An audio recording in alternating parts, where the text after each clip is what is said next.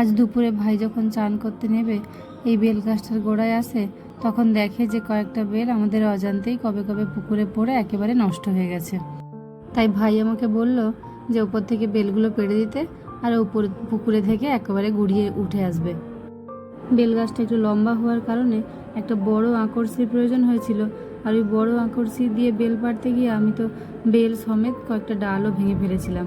আর আমার দুরবস্থা দেখে তাই ভাই জল থেকে নিজেই উঠে এসে বেলগুলো পেড়ে নিয়েছিল। আর বেলগুলো দেখুন সব একেবারে হলুদ হয়ে পেকে গেছে গাছেই, আর এত সুন্দর গন্ধ বেরোচ্ছিল যে বাজারের কেনা বেলে আপনি এই গন্ধটা কখনোই পাবেন।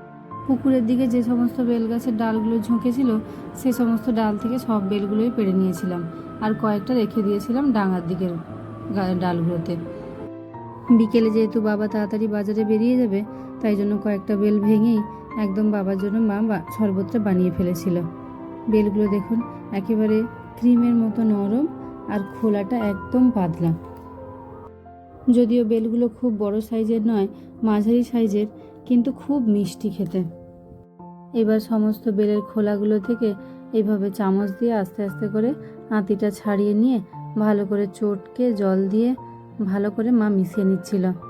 জল দেওয়ার আগে আপনি যদি এই আঁতিগুলো ভালো করে হাত দিয়ে চটকে নেন, তাহলে দেখবেন এই বেলের আঁতিগুলো থেকে দানাগুলো খুব সহজে আলাদা হয়ে যাবে, আর জলের সাথে বেলটা ভালো করে মিশেও যাবে। আমাদের গাছের এই বেল দেখলে আমার ছোটোবেলার একটা কথা খুব মনে পড়ে। আমার কাকুর যখন বিয়ে হয়, তখন কাকিমার বাড়ি থেকে যতজন কাকিমাকে ছাড়তে এসেছিল সবাইকে আমাদের এই গাছের বেলের শরবত করে খাওয়ানো হয়েছিল। কাকু আজ আর আমাদের মধ্যে নেই, অকালে সবাইকে পর করে দিয়ে চলে গেছে শুধু স্মৃতিগুলো থেকে। বেলের শরবতটা প্রায় রেডি হয়ে গেছে, বাবাকে একটু লবণ দিয়ে শুধু দিয়ে দেওয়া হবে, কারণ বাবা সুগারের পেশেন্ট, তাই চিনি বা বাতাসা কোনোটাই বাবাকে দেওয়া হবে না। আর বেলটা যেহেতু গাছ পাকা, তাই হালকা মিষ্টি স্বাদও আছে, তাই খুব একটা খেতে খারাপ লাগবে না।